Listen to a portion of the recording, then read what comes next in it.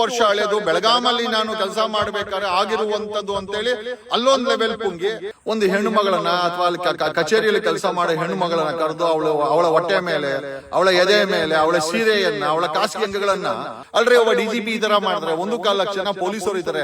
ಆ 1.25 ಲಕ್ಷ ಪೊಲೀಸರು ರಕ್ಷಕರು ಹೋಗಿ ಭಕ್ಷಕರಾಗ್ಬಿಟ್ರೆ ಈ ತರ. ಕಳೆದ 3 ತಿಂಗಳಿಂದ ಕರ್ನಾಟಕ ಪೊಲೀಸರಂತೂ ಬೀದಿ ಕಾಮಣ್ಣರು, ದೊರಡೆಕೋರರು, ಕೊಲೆಗಾರರಾಗಿದ್ದಾರೆ. ಬೆಂಗಳೂರಿನ ರಣ್ಯ ರಾವ್ ಹತ್ರ ಬಂದಿದ್ದು ಇದೇ ಡಿಜಿಪಿ ರಾಮಚಂದ್ರನ ಕಾರಲ್ಲಿ. ಅವನಿಗೆ ಕ್ಲೀನ್ ಚಿಟ್ ಕೊಟ್ರು, ಅದರಲ್ಲಿ ಇವನ ಪಾತ್ರ. ಆಮೇಲೆ 300 ಕೋಟಿ ಏನು 324 kg ಏನ್ ಚಿನ್ನ ತಂದಿದೆ, ಅದರಲ್ಲಿ ಇವನ ಪಾತ್ರ ಏನಿದೆ?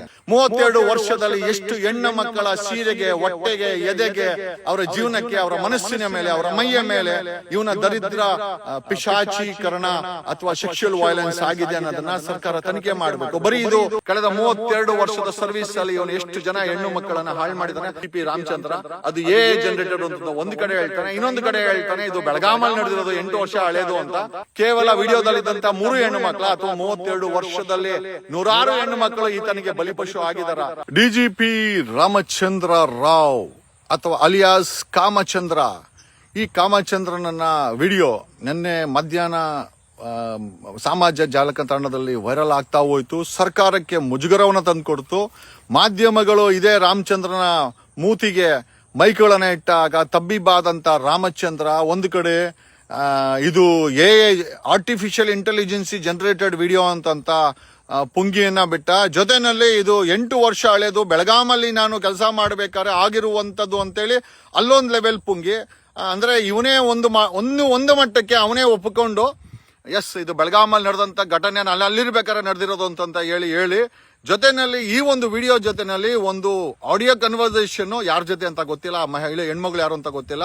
ಅಲ್ಲಿ ಸಹ ಈ speaks very very sexually active. This is nothing but A sexual violence ಅಲ್ರಿ. ಒಂದು ಹೆಣ್ಣು ಮಗಳನ್ನ ಅಥವಾ ಅಲ್ಲಿ ಕಚೇರಿಯಲ್ಲಿ ಕೆಲಸ ಮಾಡೋ ಹೆಣ್ಣು ಮಗಳನ್ನ ಕರೆದು ಅವಳ ಹೊಟ್ಟೆ ಮೇಲೆ, ಅವಳ ಎದೆ ಮೇಲೆ, ಅವಳ ಸೀರೆಯನ್ನ, ಅವಳ ಖಾಸಗಿ ಅಂಗಗಳನ್ನ ನೀನು ಏನೋ ನಿನ್ನ ಪ್ರೈವೇಟ್ ಆಸ್ತಿ ತರ ಬಳಸ್ತೀಯ. ನಿನ್ನ ಆ ಮೂತಿನ ಅಲ್ಲಿಡೋದು ಇವನು ಯೋಗ್ಯತೆಗೆ ನಿಜವಾಗ್ಲೂ ರೀ ಅಸಹ್ಯ ಅನ್ಸುತ್ತೆ ಅಲ್ರಿ. ಒಬ್ಬ ಡಿಜಿಪಿ ಈ ತರ ಮಾಡಿದ್ರೆ 1.25 ಲಕ್ಷ ಜನ ಪೊಲೀಸರು ಇದ್ದಾರೆ. ಆ 1.25 ಲಕ್ಷ ಪೊಲೀಸರು ರಕ್ಷಕರು ಹೋಗಿ ಭಕ್ಷಕರಾಗ್ಬಿಟ್ರೆ ಈ ತರ ಅಲ್ಲ. ಇದೇ ತರ ಇದಾರೆ. ಅವ್ನು DJ ಹಳ್ಳಿ, ಅವ್ನು ಸುನೀಲ, ಅಲ್ಲ ಅವ್ನು ಯಾರೋ ಪ್ರಕಾಶ ಅಂತ ASI, ಬರೀ ಕೊಲೆಗಳು, ಡಕಾಯಿತಿ. ಕಳೆದ 3 ತಿಂಗಳಿಂದ ಕರ್ನಾಟಕ ಪೊಲೀಸರಂತೂ ಬೀದಿ ಕಾಮಣ್ಣರು, ದೊರಡೆಕೋರರು, ಕೊಲೆಗಾರರಾಗಿದ್ದಾರೆ.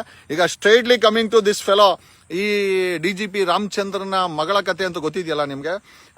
1 ವರ್ಷದ ಹಿಂದೆ, ಅಂದಾಜು 1 ವರ್ಷದ ಹಿಂದೆ ಗೋಲ್ಡ್ ಸ್ಮಗ್ಲಿಂಗ್ ಕೇಸಲ್ಲಿ ಅರೆಸ್ಟ್ ಆದಂತ ಇವಳಿಗೆ ಕಾಫೆ ಪೋಸ್ಕೋ ಅನ್ನೋ ಒಂದು ಎಕನಾಮಿಕ್ ಅಫೆನ್ಸ್ ಆಕ್ಟ್ ಅನ್ನ ಹಾಕ್ಬಿಟ್ಟು ನಿಜವಾಗ್ಲೂ DRI ಅವರವರು 107 ಕೋಟಿ 324 kg ಚಿನ್ನವನ್ನ ಸ್ಮಗ್ಲಿಂಗ್ ಮಾಡಿದ್ದಾಳೆ ಎಂದು ನೋಟಿಸ್ ಕೊಟ್ಟು ಅದಕ್ಕೆ 107 ಕೋಟಿ ಟ್ಯಾಕ್ಸ್ ಅನ್ನ ಕಟ್ಟಿ ಅಂತೇಳಿ DRI ಅವರು ನೋಟಿಸ್ ಅನ್ನ ಕೊಟ್ಟಿದ್ದಾರೆ. ಪ್ರಶ್ನೆ ಏನಪ್ಪಾ ಅಂತಂದ್ರೆ, ಇದೇ DRI ಅವ್ರಿಗೆ ಇವಳು 324 kg ಸ್ಮಗ್ಲಿಂಗ್ ಮಾಡಿದಾಳೆ. ಎಲ್ಲಿ? ದುಬೈಯಿಂದ ಬೆಂಗಳೂರು ಏರ್ಪೋರ್ಟ್ಗೆ. ಬೆಂಗಳೂರು ಏರ್ಪೋರ್ಟ್ ಇಂದ ಅದು ಬೆಂಗಳೂರಿಗೆ ಬಂದಿದ್ದು, ಏರ್ಪೋರ್ಟ್ ಇಂದ ಬಂದಿದ್ದು ಅವನು ಏರ್ಪೋರ್ಟ್ ಇನ್ಸ್ಪೆಕ್ಟರ್. ಅವನಿಗೂ ಕ್ಲೀನ್ ಚಿಟ್ ಕೊಟ್ಟಂತ ಇದೇ ರಾಜ್ಯ chief secretary, additional chief secretary ಏನೋ ಇನ್ವೆಸ್ಟಿಗೇಷನ್. ಅವನ ಅಡಿಷನಲ್ ಚೀಫ್ ಸೆಕ್ರೆಟರಿ ಮತ್ತೆ ಚೀಫ್ ಸೆಕ್ರೆಟರಿ ಮೇಲೆ ಎನ್ಕ್ವೈರಿ ಮಾಡಿಸಬೇಕಾಗಿದೆ CBI ಕೈಲಿ. ಯಾಕೆ ಅಂತಂದ್ರೆ 324 kg ಗೋಲ್ಡ್ ತಂದಿದೆ ಅಂತ DRI ಎಸ್ಟಾಬ್ಲಿಷ್ ಮಾಡಿದ್ಮೇಲೆ ಆ ಗೋಲ್ಡ್ ಬೆಂಗಳೂರು ಏರ್ಪೋರ್ಟ್ ಇಂದ ಬೆಂಗಳೂರಿನ ರಣ್ಯ ರಾವ್ ಹತ್ರ ಬಂದಿದ್ದು ಇದೇ ಡಿಜಿಪಿ ರಾಮಚಂದ್ರನ ಕಾರಲ್ಲಿ. ಅವನಿಗೆ ಕ್ಲೀನ್ ಚಿಟ್ ಕೊಟ್ರು. Car misuse, protocol misuse. ಅವನು ಏರ್ಪೋರ್ಟ್ ಇನ್ಸ್ಪೆಕ್ಟರ್ಗೂ ಕ್ಲೀನ್ ಚಿಟ್ ಕೊಟ್ರು. ನೋಡ್ರಿ ಯಾವ ಮಟ್ಟಕ್ಕೆ ಇನ್ಫ್ಲೂಯೆನ್ಸ್ ಮಾಡ್ತಾನೆ ಇವನು. ಆಂಧ್ರದ ಗುಂಟೂರಿನವನು ಇವನು. 32 ವರ್ಷ ಸರ್ವಿಸ್ ಕರ್ನಾಟಕದಲ್ಲಿ. ಇವನ ಇತಿಹಾಸ ತೆಗೆದ್ರೆ ವಾಸನೆ ಬರುತ್ತೆ, ಹೆಣ್ಣು ಮಕ್ಕಳ ಕಾಮಂದತ್ವ ಬರುತ್ತೆ. ಮಗಳ ಮೇಲೆ 324 kg ದುಬೈಯಿಂದ ಚಿನ್ನವನ್ನ ಸಾಗಿಸಿರುವಂತ ಈ ಮಗಳು. ಆಮೇಲೆ 107 ಕೋಟಿ ಪೆನಾಲ್ಟಿ ಕಟ್ಟುವಂತ ಕೊಟ್ಟಿದೆ. ಪ್ರಶ್ನೆ ಏನಪ್ಪಾ ಅಂತಂದ್ರೆ, ಈ 324 kg ಚಿನ್ನ ಅದ ಬೆಲೆ ಅಂದಾಜು ಒಂದು 300 ಕೋಟಿ ಅನ್ಕೊಂಡ್ರೆ, ಈ 300 ಕೋಟಿನಲ್ಲಿ 300 ಕೋಟಿಗೂ ಬರೀ ರಣ್ಯ ರಾವ್ಗೂ ಸಂಬಂಧ ಇದೆಯಾ ಅಥವಾ ಡಿಜಿಪಿ ರಾಮಚಂದ್ರನ ಪಾತ್ರ ಏನಿದೆ, ಇದ್ರ ಬಗ್ಗೆ ತನಿಖೆ ಆಗ್ಬೇಕಾಗಿದೆ. ಕರ್ನಾಟಕ ರಾಜ್ಯ ಸರ್ಕಾರ ಮತ್ತೆ ರೀಇನ್ವೆಸ್ಟಿಗೇಟ್ ಮಾಡಬೇಕು. ಪ್ರೋಟೋಕಾಲ್ ಮಿಸ್ಯೂಸ್, ಕಾರ್ ಮಿಸ್ಯೂಸ್, ಅದರಲ್ಲಿ ಇವನ ಪಾತ್ರ. ಆಮೇಲೆ 300 ಕೋಟಿ ಏನು 324 kg ಏನ್ ಚಿನ್ನ ತಂದಿದೆ, ಅದರಲ್ಲಿ ಇವನ ಪಾತ್ರ ಏನಿದೆ? ಅಫಿಷಿಯಲ್ ಪೊಸಿಷನ್ ಮಿಸ್ಯೂಸ್ ಆಗ್ದಿರನೇ ಇದೆಲ್ಲ ಆಗ್ಬಿಡ್ತಾ. ನಿನ್ನೆ ರಾಜ್ಯ ಸರ್ಕಾರ ಇವನನ್ನ ಸಸ್ಪೆಂಡ್ ಮಾಡಿ ಮಧ್ಯಾಹ್ನ 11 ಗಂಟೆಗೆ ಈಚೆ ಬಂದಂತ ವಿಡಿಯೋ ಸಂಜೆ 5 ಗಂಟೆಗೆ ಒಬ್ಬ DGPಯನ್ನ ಮನೆಗೆ ಸಸ್ಪೆಂಡ್ ಮಾಡಿ ಕಳಿಸಿದೆ. ಸರ್ಕಾರ ಮುಜುಗರಕ್ಕೆ ಇವನನ್ನ ಸಸ್ಪೆಂಡ್ ಮಾಡಿ ಕೈ ತೊಳ್ಕೊಂಡಿದೆ. ಬಟ್ ಇವನ ಮೇಲೆ FIR ಆಗಬೇಕು. 32 ವರ್ಷದಲ್ಲಿ ಎಷ್ಟು ಹೆಣ್ಣು ಮಕ್ಕಳ ಸೀರೆಗೆ, ಹೊಟ್ಟೆಗೆ, ಎದೆಗೆ, ಅವರ ಜೀವನಕ್ಕೆ, ಅವರ ಮನಸ್ಸಿನ ಮೇಲೆ, ಅವರ ಮೈಯ ಮೇಲೆ ಇವನ ದರಿದ್ರ ಪಿಶಾಚೀಕರಣ ಅಥವಾ ಸೆಕ್ಷುವಲ್ ವೈಲೆನ್ಸ್ ಆಗಿದೆ ಅನ್ನೋದನ್ನ ಸರ್ಕಾರ ತನಿಖೆ ಮಾಡಬೇಕು. ಬರೀ ಇದು 2-3 ಹೆಣ್ಣು ಮಕ್ಕಳ ಕತೆ ಅಂತ ನಮಗನ್ನಿಸ್ತಾ ಇಲ್ಲ. ಕಳೆದ 32 ವರ್ಷದ ಸರ್ವಿಸ್ ಅಲ್ಲಿ ಇವನು ಎಷ್ಟು ಜನ ಹೆಣ್ಣು ಮಕ್ಕಳನ್ನ ಹಾಳು ಮಾಡಿದ್ದಾನೆ. ಆಮೇಲೆ ನಮ್ಮ ಮಾಧ್ಯಮಕ್ಕೆ ಸಾಕಷ್ಟು ಕಾಲ್ಗಳು ಬರ್ತಾ ಇದೆ ಫ್ರಮ್ ಒಂದಷ್ಟು ಜನ ಹೆಣ್ಣು ಮಕ್ಕಳು ಸರ್ಕಾರಿ ಕೆಲಸ ಮಾಡ್ತಾ ಇರೋರು. ಸರ್, ನಮ್ಮೆಲ್ಲೂ ಕೂಡ ಇದೇ ರೀತಿ ವಿಧಾನಸೌಧದಲ್ಲಿ, ವಿಕಾಸಸೌಧದಲ್ಲಿ, ಆಮೇಲೆ ಕರ್ನಾಟಕ ರಾಜ್ಯದ ಮುಖ್ಯಮಂತ್ರಿಗಳು ದಯಮಾಡಿ ಈ ಚೇಂಬರ್ಗಳಲ್ಲಿ, ಈ ಬಾಸ್ಗಳು ಕೂತ್ಕೊಳ್ಳುವಂತ ಚೇಂಬರ್ಗಳಲ್ಲಿ IAS ಆಗಿರ್ಬೋದು, IPS ಆಗಿರ್ಬೋದು, ಎಲ್ಲಾ ರೂಮ್ಗಳಲ್ಲೂ ಕನಿಷ್ಠ 4ರಿಂದ 5 ಕ್ಯಾಮ್ರಾಗಳನ್ನ ಹಾಕಿ ನೀವು ಫಿಟ್ ಮಾಡಿ. ಯಾಕೆ ಅಂತಂದ್ರೆ ಇವನ್ ತರ ಪುಂಗಿ ಊದೋದ್ ಬೇಡ.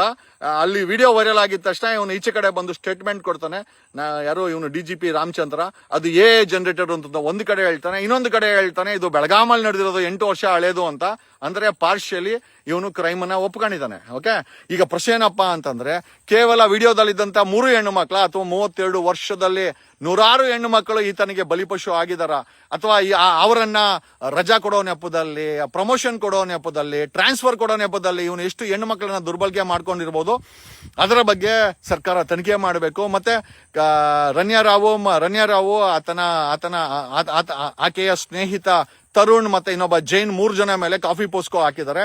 DRI ಅವರು 324 ಕೆಜಿ ಅಂದ್ರೆ ಎಷ್ಟಾಯ್ತು ರೀ? ಇವತ್ತಿನ ರೇಟಲ್ಲಿ 400 ಕೋಟಿ ರೂಪಾಯಿ ಆಯ್ತು. 400 ಕೋಟಿ ರೂಪಾಯಿ ಚಿನ್ನನ ಸ್ಮಗ್ಲಿಂಗ್ ಮಾಡಿದ್ದಾರೆ.